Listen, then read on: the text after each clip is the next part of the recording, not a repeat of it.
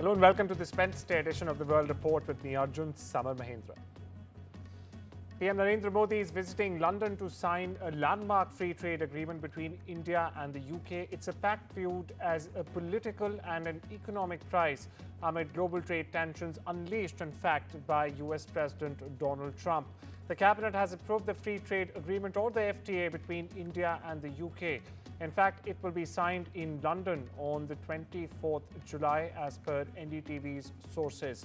Now, the pact, officially called as the Comprehensive Economic and Trade Agreement, will in fact be signed during PM Modi's visit to London.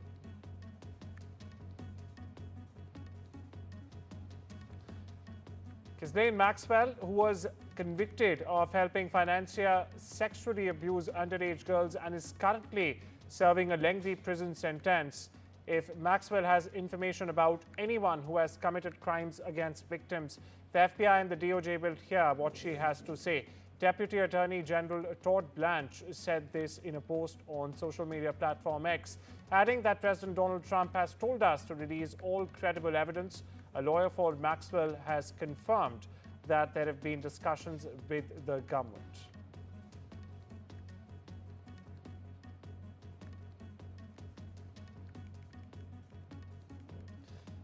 And it's another day and another Donald Trump claim. The US president has now claimed yet again, that he in fact was responsible for calling a stop to the India-Pakistan conflict. Now, Trump's comment in fact, they come only hours after the Indian envoy clearly stated that it was Pakistan and only Pakistan at whose request did India agree to the ceasefire. Listen in to the bite of the Indian envoy at the UNSC. Recently, consequent to the gruesome terrorist attack in Pahalgam, Jammu and Kashmir, on 22nd April 2025, that led to the killing of 26 innocent tourists, and based on the Council statement of 25th April, where members of the Security Council underlined the need to hold perpetrators, organizers, financiers, and sponsors of this reprehensible act of terrorism accountable and bring them to justice, India launched Operation Sindoor, targeting terrorist camps in Pakistan and Pakistan-occupied Jammu and Kashmir, which was focused, measured, and non-escalatory in nature. On achieving its primary objectives, a cessation of military activities was directly concluded at the request of Pakistan. Mr. President, I am constrained also to respond to the remarks made by the representative of Pakistan. The Indian subcontinent offers a stark contrast in terms of progress, prosperity, and development models. On the one hand, there is India, which is a mature democracy, a surging economy, and a pluralistic and inclusive society. At the other extreme is Pakistan, steeped in fanaticism and terrorism, and a serial borrower from the IMF. Well, my colleague Mohammad Ghazali joins us for more on this. Ghazali, you heard the Indian envoy to UNSC there, and we also know about what Trump has again reiterated. Where do you see this headed? And also, we are getting information that the US administration is in fact meeting the Pakistani administration on Friday. Are there any dots here that need to be connected? See, we know US has its own interests in siding with Pakistan when it comes to strategically start its operations either in Afghanistan or Iran or to counter China. And we also know that how Mr. Trump also harbors its ambitions to have his ambitions to be awarded Nobel Peace Prize. He has been obviously been nominated by two strange politicians, one Asim Munir from Pakistan, and another Benjamin Netanyahu. But India has always maintained its stand that whenever it comes to the dispute or conflict with with Pakistan, it is going to be resolved by the two countries itself, and India doesn't need any mediator. So this was the case even when the Operation Sindoor was launched by India. And Indian envoy made it very clear that it was Pakistan which had requested India sort of to bring down all the hostilities, and there was no role of the United States as being claimed by Mr. Trump, that he sort of gave a bait of trade, that he won't have trade with either India or Pakistan, and that is why the Operation Sindoor came to an end. But that has been categorically rejected by our External Affairs Minister as well as the government of India on multiple occasions, that US had no role to play when it came to bringing down hostilities between the two countries.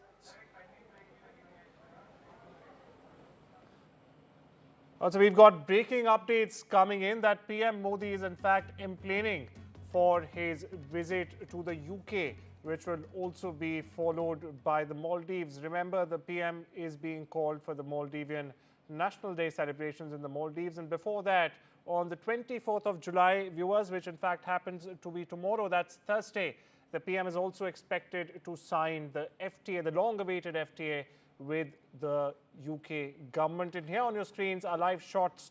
There you see the PM planning. My colleague Mohammed Ghazali remains with us. Ghazali, can you underline the PM's itinerary and, more importantly, what all deals, apart from the UK FTA that we of course discussed, are on the anvil here? See, obviously the UK FTA would be the highlight of this particular visit by the Prime Minister, which is going to be his fourth visit to United Kingdom after being the Prime Minister of India for the third term. In the last 3 terms, this will be the fourth visit to United Kingdom. And FTA, obviously, which has started off the talks and negotiations, which has started off back in 2022. It's been 3 years since the negotiations were going on. Multiple rounds of talks were held between the Trade and Commerce Ministry of India and their counterpart in United Kingdom. But the focus should not be taken away from the fact that India is also going to talk about some financial frauds who have escaped from India and have taken a safe haven in United Kingdom. Also the issue of Khalistani extremists, because earlier this year when our External Affairs Minister was in United Kingdom, he was he was attending one of the programs in one of the leading think tanks there, and while he was entering into the premises of that think tank to attend that program, his convoy was attacked by the Khalistani extremists. And since then United Kingdom has not taken any concrete measures and steps, and we all know that how in the past multiple years we have seen that how these elements have been raising slogans, have been threatening our diplomats. They have been protesting outside the Indian High Commission in London, and despite repeated sort of India raising it with their British counterparts that how these elements needs to be reined, UK has not done enough. And they have not even responded to the way India was expecting it to be. And the last incident was something which has certainly raised a lot of eyebrows from the Indian diplomats here, that how could a visiting foreign minister on an official visit in UK could be attacked, or his security was sort of compromised the way these extremists had attacked his convoy, his car over there. So these 2 issues, besides the trade deal, besides showing that how India and UK will collaborate and coordinate in different sectors, be it clean energy, tech sector, our students studying in UK, a lot of UK universities are opening their campuses in India. These side-by-side trade talks will continue, but the focus Absolutely will also right. be on checking these elements as well. Absolutely right. Thanks for unpacking the visit for us, Ghazali. Of course, a lot to look forward there. Now, shifting gears, but staying with India. Now, viewers, the strength of the Indian passport dropped 5 spots last year. But this year, it has made the largest jump by climbing 8 places. That's correct. It has climbed from the 85th place to the 77th place now. This is according to the Henley Passport Index 2025. That, in fact, was unveiled on the 22nd of July, that's Tuesday. Now, the report ranks all the world's passports based on the number of destinations their holders can enter without a prior visa. Now, currently, India has visa-free or visa-on-arrival access to 59 destinations across the world. Malaysia, Indonesia, the Maldives and Thailand are some countries that offer visa-free access to Indian passport holders. Meanwhile, countries like Sri Lanka, Macau, Myanmar, etc. also offer visa-on-arrival services. Now, the latest insights from the Henley Passport Index reveal a significant transformation in mobility across the globe, also within the Asian countries taking the lead. My colleague Vishal Vivek explains. This is India's biggest leap as far as the index of the rankings of the global passports are concerned. So India has climbed 8 spots on the global index published by Henley, as you mentioned earlier. Earlier, India was ranked 85th, and now it's moved to the 77th spot. This comes after, a few months ago, India had dropped in the ranking. So this is a welcome news. And this means visa-free entry to 59 countries. So Indians will be able to fly out to as many as 59 countries without the requirement of any visas. And this also means visa on arrival to countries such as Sri Lanka, Macau, and 57 other countries. Both Sri Lanka and Macau are some of the most important tourist destinations in Asia. So that's a shot in the arm for both tourism in those countries and also Indians who want to travel to those countries. So these rankings also showcase that Asia has dominated the global mobility rankings, and also at the same time showed that US and UK powerhouses in their own right, they have dropped in the rankings. So what does this actually mean, these rankings? The first one is that travel freedom. The higher you are in the rankings, the easier is for Indians to go to as many countries. The number of countries you can explore significantly increases. The second one is global mobility. It shows that stronger passport means fewer visa hassles for work, study, or tourism. Then there is national soft power. This is about diplomacy, how India has portrayed itself on the international arena through soft power. That is also signified through these rankings. And lastly, economic opportunity. So ease of doing business, international jobs, and investments. These are some of the things that Indians can really benefit as far as these rankings are concerned. And the higher the rankings, the more beneficial it will be for Indians. Shifting focus to the Middle East, viewers, where Israel's state-owned Khan TV News reported on Tuesday that progress has in fact been made in indirect negotiations between Israel and Hamas over a Gaza ceasefire agreement. Now, this also includes the release of hostages and prisoners as well. According to this report, the talks focus on a key dispute regarding the presence of Israeli forces in the Gaza Strip during the proposed 60-day ceasefire. Over in Washington, President Donald Trump's special envoy, Steve Witkoff, is headed to the Middle East as the U.S. tries once again to reach a ceasefire deal between Israel and Hamas. Now, a breakthrough that has eluded the administration for months as conditions only have worsened in Gaza. Now, Tammy Bruce, the State Department spokesperson, told reporters on Tuesday that Witkoff was going to the region with a strong hope that the U.S. can in fact deliver a ceasefire deal as well as find a new humanitarian corridor for aid distribution. Here's what he said. What the Secretary indicated was, again, an aid corridor that needs to be set up, that both sides have agreed to, that the humanitarian situation, of course, has been a main focus of what our concern has been, obviously. And so I'm hoping, as I've mentioned to some of you earlier in the day in our conversation, that each day has the potential to have this be better. Staying with the Middle East now, viewers, Syria is reeling from a new round of sectarian violence in the south, which again, in fact, has threatened to upend the country's very fragile recovery from nearly 14 years of dragging civil war. Footage obtained by AP shows dozens of bodies still lying on the ground at the Sweda National Hospital following days of deadly clashes between the Druze and the Bedouins, and later with Syrian security forces in the city as well. The head of the Syrian Arab Red Crescent, Mohammad Hazim Bakleh, told AP on Tuesday that the situation in the city of Sweda is grim. It still remains grim, particularly in the main hospital, where some 300 bodies have piled up during the clashes. The city had, in fact, been almost entirely cut off from supplies during the almost 2 weeks long fighting.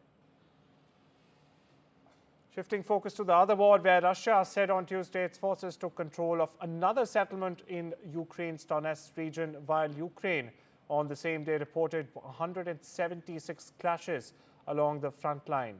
Russia's Ministry of Defense said in its latest briefing that its forces had seized a residential area in Donetsk region over the past 24 hours and destroyed 10 Ukrainian electronic warfare stations and 13 ammunition depots.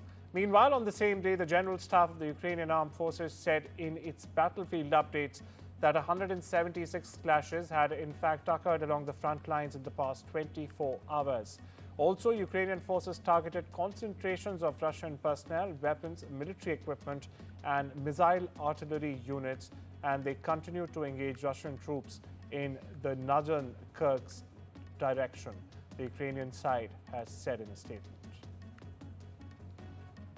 Staying with the Russia-Ukraine conflict, where the new round of peace talks between Russia and Ukraine due to take place in Istanbul on Wednesday are just a performance for one spectator for Trump, according to Ukrainian analysts. Now, Zelensky has meanwhile announced that the Secretary of the National Security and Defense Council, Rustem Umerov, will lead the Ukrainian delegation at the talks. They will be focused on prisoner exchanges, deported children, and possibly a ceasefire. Meanwhile, Ukrainian experts opine that the focus of the talks to fall on more prisoner exchanges as priority for Ukraine. Meanwhile, US President Donald Trump has suggested that he might visit China in quote-unquote not too distant future. Now, this comes following an invite from Xi Jinping as the superpowers gear up for fresh trade talks. Meanwhile, Washington has softened its approach towards Beijing in recent weeks. The US Treasury Secretary also said that negotiations in Stockholm next week will likely be aimed at extending a US-China trade truce beyond the 12th of August. Trump had in fact adopted a more conciliatory tone towards Beijing to secure a trade deal and an in-person summit with Xi, which analysts predict could take place during the APEC summit in South Korea as soon as this fall.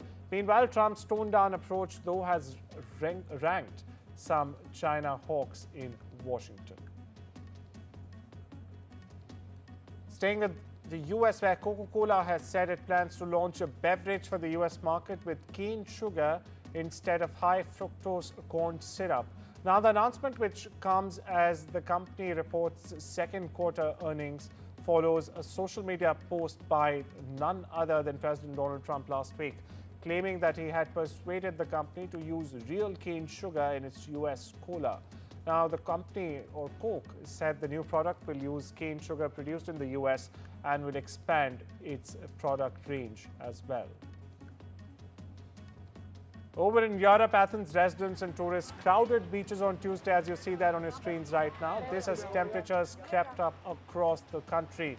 Elsewhere in Greece, a major forest fire has also broken out, and authorities have in fact ordered several villages near Kornet, the village west of Athens, to in fact evacuate. There are no immediate reports of any casualties. Meanwhile, weather conditions are particularly tough for the 180 firefighters at the scene. Meanwhile, an intense and prolonged heat wave has been forecast in the upcoming days, with temperatures expected to reach up to 44 degrees Celsius in some parts of the Western European country. Now, this is according to the National Observatory of Athens. Here's more. Αλλά εδώ με πολλά νερά, πολλά υγρά, τα σώσαμε λιγάκι δηλαδή και οι βουτίες στη θάλασσα είναι το καλύτερο. Για μένα τουλάχιστον είναι το καλύτερο και το συνιστώ σε όλους. With that, it's time to slip into a short break. Much more on the other side.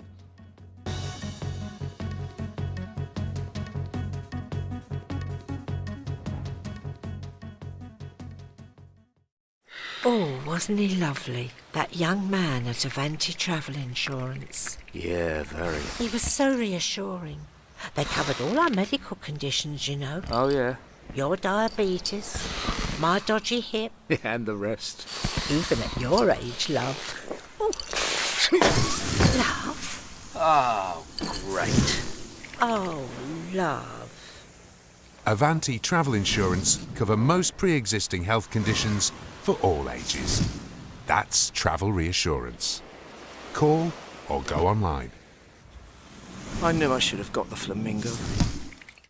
Get that lucky cow feeling with luckycowbingo.com/bingo, the site that's bursting with beautiful bingo games. That's luckycowbingo.com/bingo.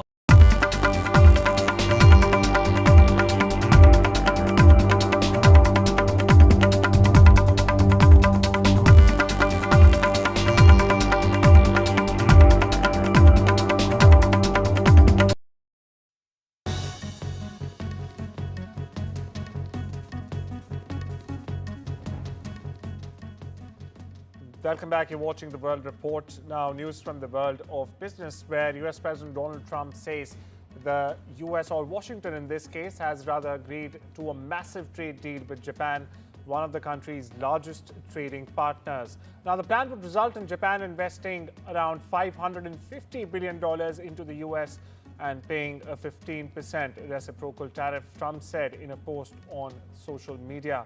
Now, he also added that Japan would in fact open its economy to the US goods, including cars, trucks, rice, and even certain agri products. Meanwhile, Japan's chief trade negotiator Raviosi Akizawa has said in a Facebook post that he had visited the White House with the hashtag mission accomplished. Across the border, with an August 1st deadline looming, Canadian Prime Minister Mark Carney has called trade negotiations with Washington complex and has said, we will agree to a deal if there's one on the table that is in the best interest of Canadians. Now, Carney spoke to reporters after a meeting with provincial premiers in Ontario, saying we'll use all the time necessary and agree to something that's in fact in the interest of Canadians if that's available. Here's more. Our phone is ringing off the hook from other countries who want to do more with Canada. I've had over 80 bilaterals with world leaders since I became Prime Minister. A number of those premiers have been on major trade missions. We have other things to do, and so we're going to focus more and more of our time on those positive aspects going forward. The US Olympic and Paralympic Committee has effectively barred transgender women from competing in women's sports, telling the federations overseeing swimming, athletics, and other sports it has an obligation to comply with an executive order issued by President Donald Trump. Now, viewers, he was the Prince of Darkness, but Ozzy Osbourne showed us the light with hard chaos and an unforgettable sound. Now, the godfather of heavy metal has taken his final bow. We leave you with this look back at the man behind the music. Mama, I'm coming home. The words that once echoed across arenas now echo in our hearts as the world says goodbye to Ozzy Osbourne. The Prince of Darkness, the godfather of heavy metal, and an unlikely icon of heart, humor, and grit, who passed away on July 22nd at the age of 76. Just weeks ago, Ozzy sat beneath a bat-top throne in Birmingham, surrounded by the thunder of 40,000 fans. It was his final bow, fittingly titled Back to the Beginning. And oh, how far he came. From biting bats to breaking barriers, turning pain into poetry and noise into legacy. I'm going off the rails on a crazy train, he once howled, and wasn't he ever? But behind the screams and spectacle was a man who embraced darkness to show us the light.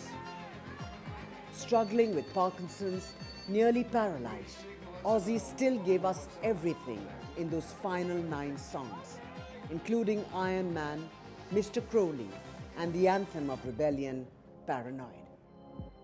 More than a musician, Ozzy was a mirror, reflecting our wildest selves, our broken selves, our hope.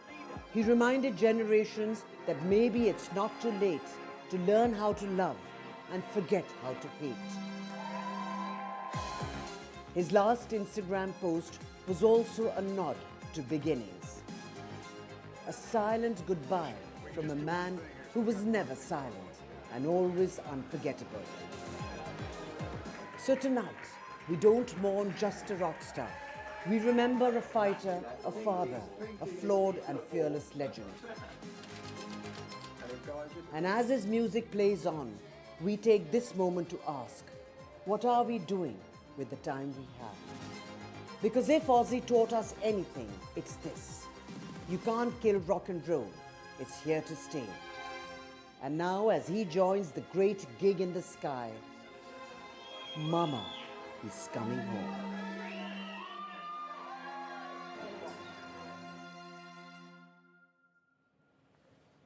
Nicely edited.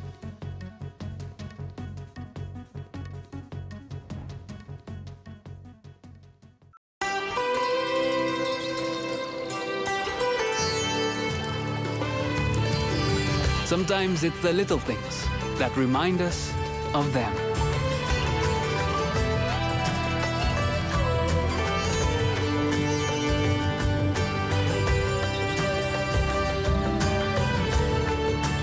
stay close, even when you're far apart. Send money worldwide with Remitly. Bingo lovers, it's time for a close encounter with Bingo Aliens. Visit bingoaliens.com/bingo for a cosmic range of bingo games. 75-ball bingo, even 90-ball bingo. All from a galaxy far away, direct to you.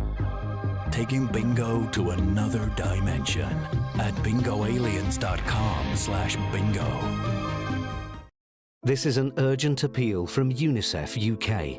Children in Gaza are in critical need of food, water and medicine, and we need your help. Families are still at risk. The services they rely on have been destroyed and their lives turned upside down. UNICEF is working non-stop, providing life-saving medical supplies, clean water and fuel to keep services running. But we can't do it without you. To find out how you can help, search UNICEF Gaza or text Gaza to 84915.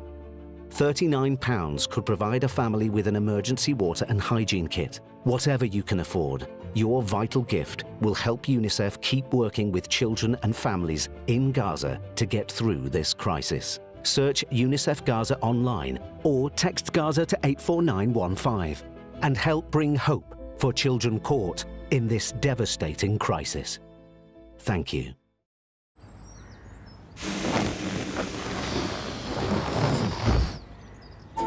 Save money on your travel insurance when you've just used Confused.com.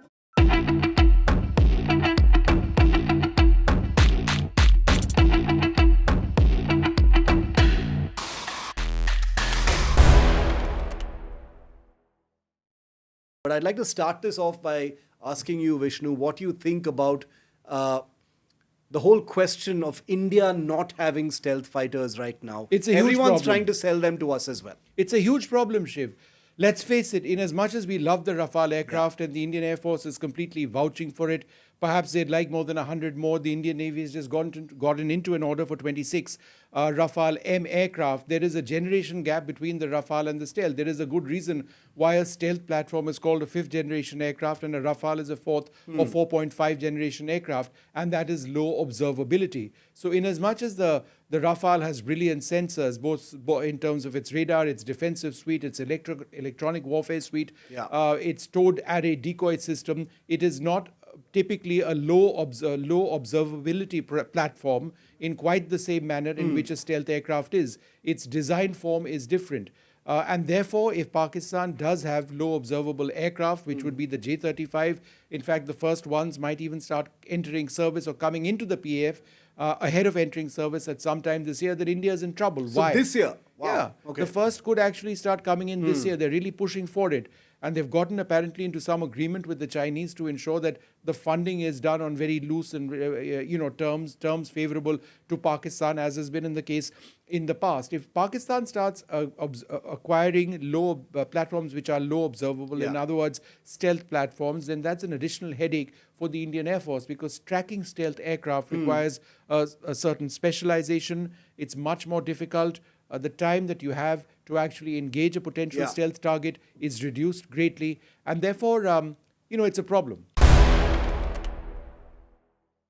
In today's interconnected world, India's voice is more crucial than ever. When India speaks, the world listens. At NDTV World, we are that voice, bringing you intelligent and insightful news from India and beyond.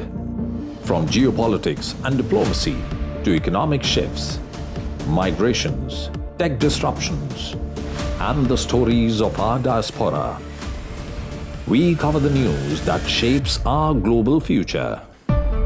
NDTV World, your new home for global news, is here.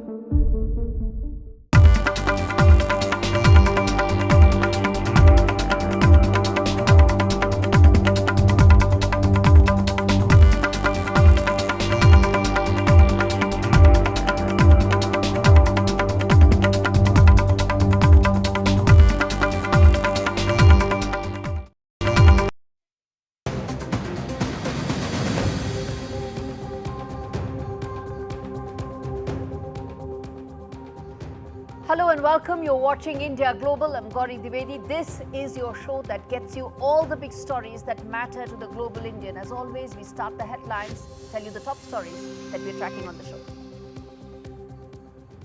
First, it's Namaste London as Prime Minister Modi embarks on a landmark UK visit. India-UK free trade agreement is set to be signed even as India is set to raise some of its most important issues regarding Khalistani terror and fugitives that are wanted by India. Indian man assaulted in Ireland weeks after arrival. It's a racist attack against an Indian. This comes even as several such attacks have taken place in the past, including one on an Indian student who was brutally assaulted in Australia. Indian passport sees highest climb on the global index. India climbs 8 spots at the Hanley Passport Index 2025. Visa-free or visa on arrival entry now to 59 destinations to Indian passport holders. Canada invites foreign nationals to apply for permanent residency. It kickstarts yet another initiative to ensure that it allows more people who are eligible for its PR program. India slams Pakistan's rhetoric on Kashmir in this treaty at the United Nations Security Council. Pakistan mocked as a serial borrower from the IMF.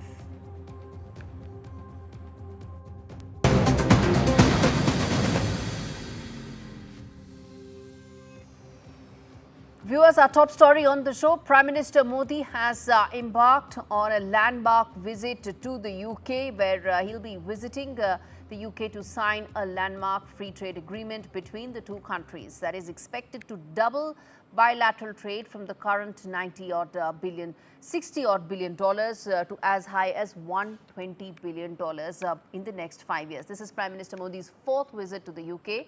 During his stay, he will be meeting his British counterpart, Keir Starmer, and will also be calling upon King Charles III. The discussions will also touch upon regional global developments of mutual concern to both India and UK. This report, viewers, brings you all the details as to why this visit is going to be so important for India and for the UK.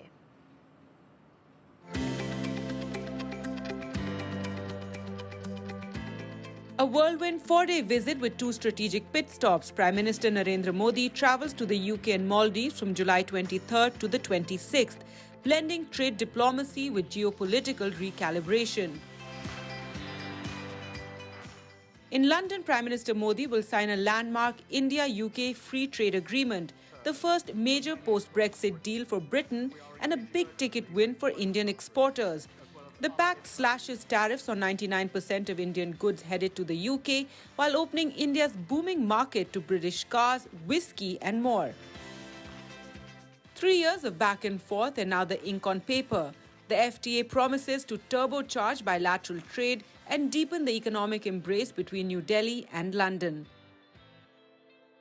Beyond commerce, this visit signals stronger strategic alignment from cybersecurity to climate action and a shared vision for an open Indo-Pacific.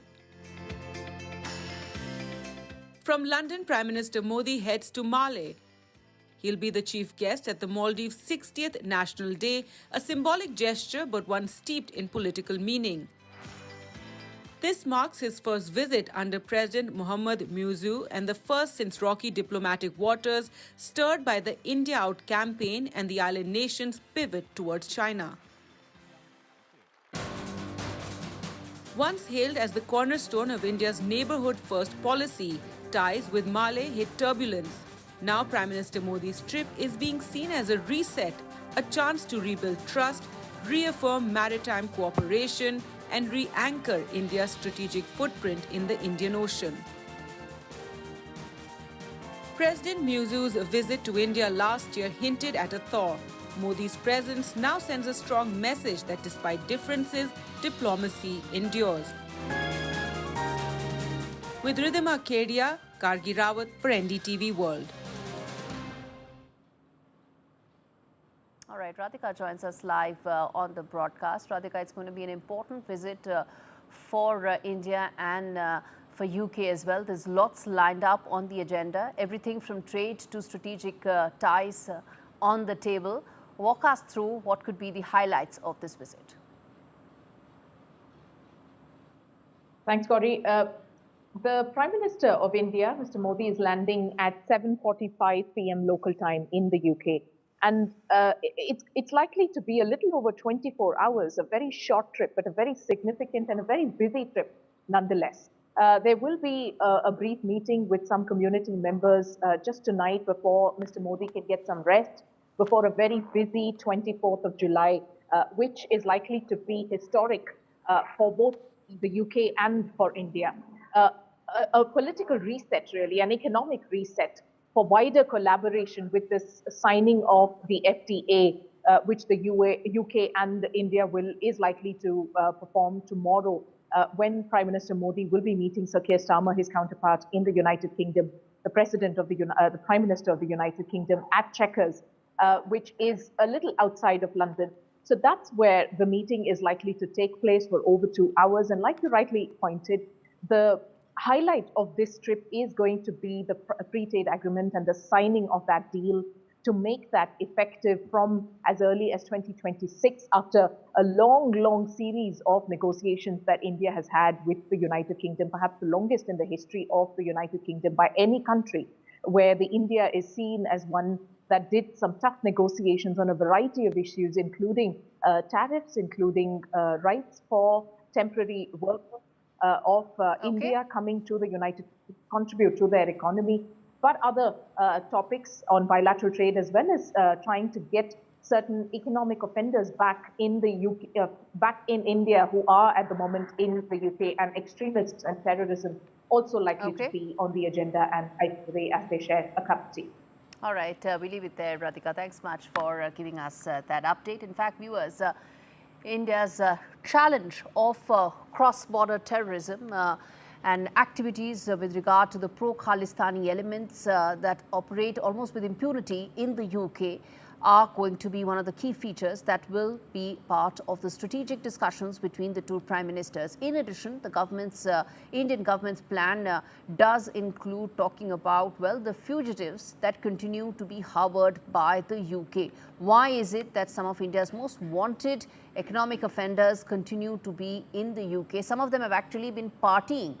Vijay Mallya's recent party shots also came to light in the UK, where one asked, why is it that these countries continue to provide almost a safe haven to economic offenders of India? And in fact, to talk more on that, I'm going to be joined by Barzeen Wagmar. But before that, I want to quickly play out these big questions, viewers, the big questions that we always ask on the show. Let's put that out for you. First and foremost, will the UK act against the Khalistani terrorist attack and the terror threat that remains? Remember, even when our External Affairs Minister, Dr. Jaishankar, was in the UK the last time, these K-terrorist elements came to fore once again. Second key question that we'll ask is, will the UK fast-track extradition of several of these K-terrorists, Khalistani terrorists that are most wanted by India? Thirdly, how will the Modi-Starmer duo counter the K-terror threat that is an important aspect of the India-UK strategic ties? In addition to that, the agenda will include extradition of, as I said, Lalit Modi, Nirav Modi, Vijay Mallya, all big economic offenders that are wanted by India and who need to face the Indian law. Let's get in now. Barzeen Wagmar joining us live. She's in fact at the South Asia Institute. Mr. Wagmar is at this SOAS and joins us live from London. Thanks so much, sir, for speaking to me on NDTV. Let me start first by asking you, there's a lot on the agenda. One is the trade aspect, which is pretty much coming to an end in terms of fruition of the trade pact. But what about the strategic concerns that India has, whether it is in terms of the Khalistani terrorists or the one related to the economic fugitives? The question of extradition is already on the cards because India and UK do have an extradition treaty in place for several years. And no doubt these discussions would have been baked into the FTA agreement behind the scenes. There's no question about the toing and froing, and that New Delhi would have been very tough on this aspect with London, and would have made clear to London that there are certain red lines with the economic offenders in question, yes, but more so with the strategic element of secessionists who have sought haven here, as well as in Canada, and use it for their nefarious designs of balkanizing India and the rest in the name of free speech. So that India would have expressed its concerns very, very vigorously to London on that factor. The Labour dispensation currently under Sir Keir Starmer and Prime Minister Carney in Ottawa both have made overtures to India and want to turn a page. By that, I mean in the Canadian case, from Justin Trudeau's disastrous policies that led to a deep dive in relations, never before seen since independence, and also Sir Keir in the way he took over the Labour Party to actually purge it of hard left elements under Jeremy Corbyn, because Mr. Corbyn was in hack to, quite frankly, the Muslim lobby and other hard left elements who have necessarily felt India as an antagonism and should be dealt with. And they have looked at India unfavorably and will continue to do so. Sir Keir, for his part, wants to put that behind him, and he has, in a manner of speaking, done that. But now the crunch comes in actual extradition. The problem with these offenders and these secessionists in question is the law factor, because the problem with England is that you have a flourishing law racket of ambulance chasing lawyers who have been able to stay the hand of the Home Office even if they wish to see these elements deported. And that's what primarily is the nub of the issue. And it's the same problem which happens also with these illegal aliens that we want to deport. And it's again these lawyers who, with trumped up cases and charges, and with judges, quite frankly, who have dispensed with perverse judgments that do not let them go through. What you're saying in terms of the largest problem with regard to the systemic failure to be able to address some key concerns. But the fact is, whether it is the extradition of Nirav Modi or Lalit Modi or Vijay Mallya, these are fundamental requests of India. And the sense one gets there is that New Delhi's repeated requests haven't led to the kind of response that one would have ideally hoped for from London. And is that likely to now impact the larger relationship? It will. Under the Modi dispensation, it will, compared to governments in previous years, whether BJP governments or Congress governments who have repeatedly requested London. But London, I wouldn't say has stonewalled their requests, so much has ignored it. In that, the domestic issue for London is not so much the vote bank of ethnic voters, though that does tie in with the two main parties, the Tories and the Labour, but also the question of social cohesion and for minorities, and it would be deemed as pandering to a foreign government. That is how it would be played out here. Can I just take you as a historian very briefly to another aspect? In the aftermath of Operation Blue Star, which goes back to 40 years leading to Mrs. Gandhi's assassination in October '84, the intelligence services here had deputed 2 officers to India to help with the Khalistani separatism issue. And that was discovered after 30 years when government official papers were declassified.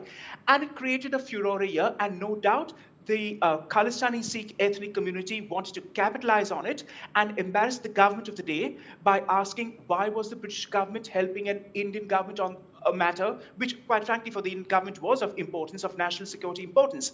And these are bilateral arrangements between governments. But you had a voluble, vocal minority here trying to hijack and embarrass the government as to why did the government of the day, under Mrs. Thatcher, take such a lead, which it did quite rightly. So that's how these things get played off. There are these elements. There is the vote factor. There is also the question of social media, which amplifies all this, and the lawyers who are always the sticking problem. That has been an issue with economic offenders, with secessionists, and also with these political elements, not just which India faces, mind you, which of course with the Khalistan angle you have, but also the Gulf countries who have repeatedly requested London to put a clamp on Islamists here. And that has not been very effectively done. All right, I'm going to leave it there, sir. Thanks much for speaking to me on India Global, on a story that we're going to keep revisiting.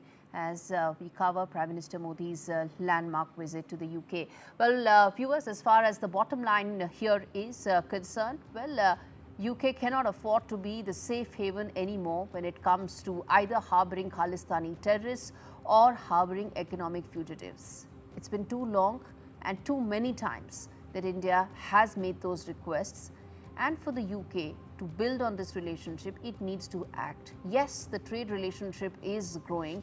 It is growing at a rapid pace, and that also is something that the UK itself needs. UK is an economy that's slowing. It needs to partner with an economic growth engine like India, and which is why the trade pact is a win-win.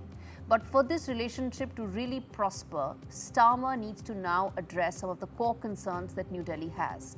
And it first needs to act against the Khalistani terrorist elements that it has been harboring for too long in the garb of freedom of speech and freedom of expression.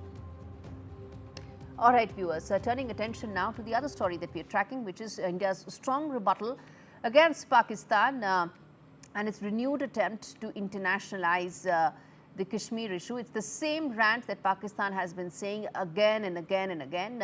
It has raised objections over the Indus Water Treaty at the UN Security Council, well, all of which was completely rejected by India and India's permanent representative, Ambassador Harish, who called out Pakistan's duplicity on the issue of terrorism and international peace, slammed Pakistan as a serial borrower from the IMF, adding that Pakistan is so steeped in fanaticism and terrorism that nobody in the Committee of Nations can now afford to have any sane dialogue with Pakistan. Listen in to what Ambassador Harish said when he tore into Pakistan's argument and baseless claims that Islamabad was making in the United Nations. Recently, consequent to the gruesome terrorist attack in Pahalgam, Jammu and Kashmir, on 22nd April 2025, that led to the killing of 26 innocent tourists, and based on the Council statement of 25th April, where members of the Security Council underlined the need to hold perpetrators, organizers, financiers, and sponsors of this reprehensible act of terrorism accountable and bring them to justice, India launched Operation Sindoor, targeting terrorist camps in Pakistan and Pakistan-occupied Jammu and Kashmir, which was focused, measured, and non-escalatory in nature. On achieving its primary objectives, a cessation of military activities was directly concluded at the request of Pakistan. Mr. President, I am constrained also to respond to the remarks made by the representative of Pakistan. The Indian subcontinent offers a stark contrast in terms of progress, prosperity, and development models. On the one hand, there is India, which is a mature democracy, a surging economy, and a pluralistic and inclusive society. At the other extreme is Pakistan, steeped in fanaticism and terrorism, and a serial borrower from the IMF.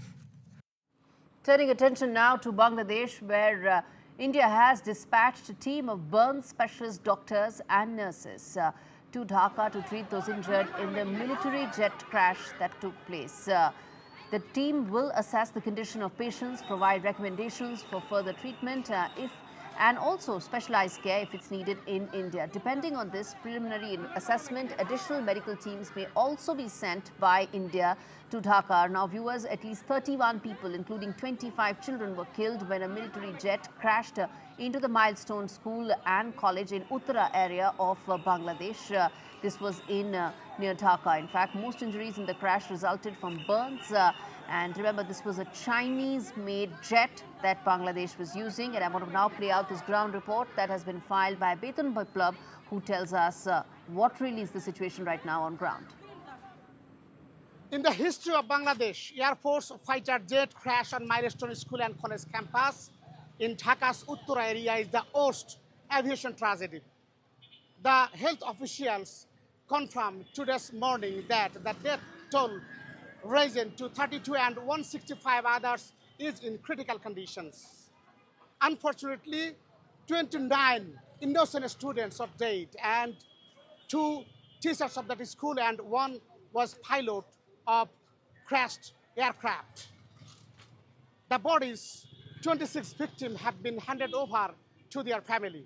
Many families took their loved ones' bodies back to their home districts. Among 32, the bodies of 6 not yet been identified. Dr. said DNA sample is required to identify them. And right now, I'm staying in front of Institute of Burn and Plastic Surgery Unit under Dhaka Medical College Hospital. And you know, already India and Singapore has extended their medical support to Bangladesh. And despite all of this, a several number of students still missing. Batan Biplab, NDTV, Dhaka. All right, viewers, a quick break. We return on the other side with lots more at India Global. Stay with us.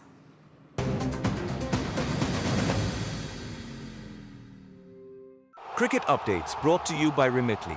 Send money home safely with Remitly. I'm so grateful. Without your help, we couldn't have got through the past year. So it's important to say a proper thank you. It happened so fast. We thought he had a bug, but it was meningitis. He was critically ill, fading fast, and we faced a daunting 3-hour journey to reach specialist help. But your critical care children's ambulance got him there safely.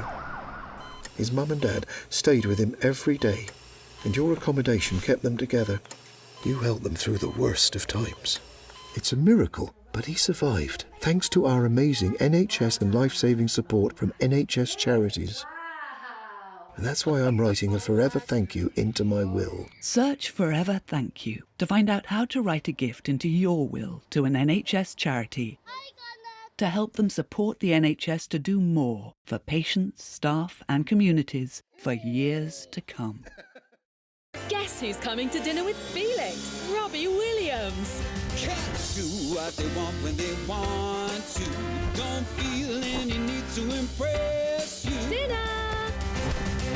Live like your Felix. It's great to be a cat. Purina.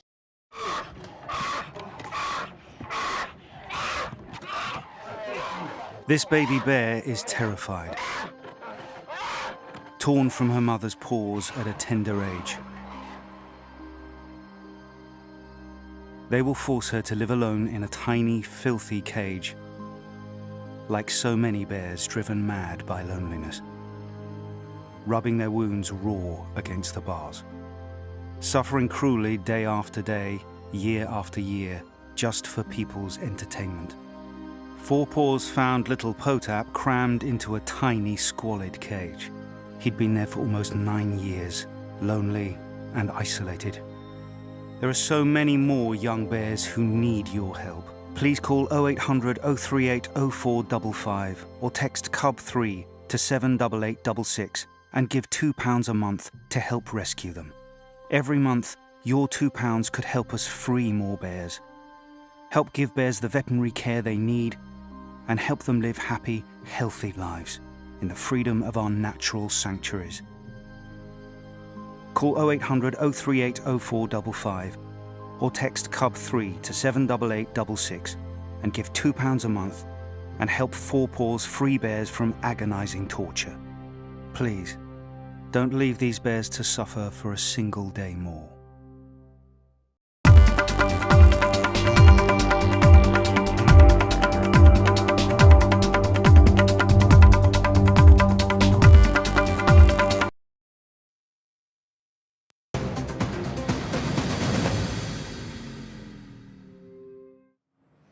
An Indian citizen in his 40s was violently assaulted and partially stripped by a group of attackers in Dublin on Saturday. Photographs show him bleeding profusely with injuries on his face, arms and legs. Viewers, this is a racist attack that an Indian was subjected to in Ireland. Then the Indian was taken to the hospital nearby for treatment in the evening, and then it seems that an investigation has been opened into this case. Now, Indian ambassador to Ireland, Akhilesh Mishra, has condemned the incident, saying that how can an alleged assault cause such horrible injury and bleeding? Of course, because this is motivated, this is targeted, where Indians are being targeted in what is probably a reprehensible racist attack that has come to light, viewers. This isn't the first. Several instances of Indians being attacked due to racism and hatred, but this one is the latest that has come to light. Well, viewers, he was the Prince of Darkness, but Ozzy Osbourne showed us the light. With heart, chaos and unforgettable sound, now the godfather of heavy metal has taken his final bow. We leave you with this look back at the man behind the music.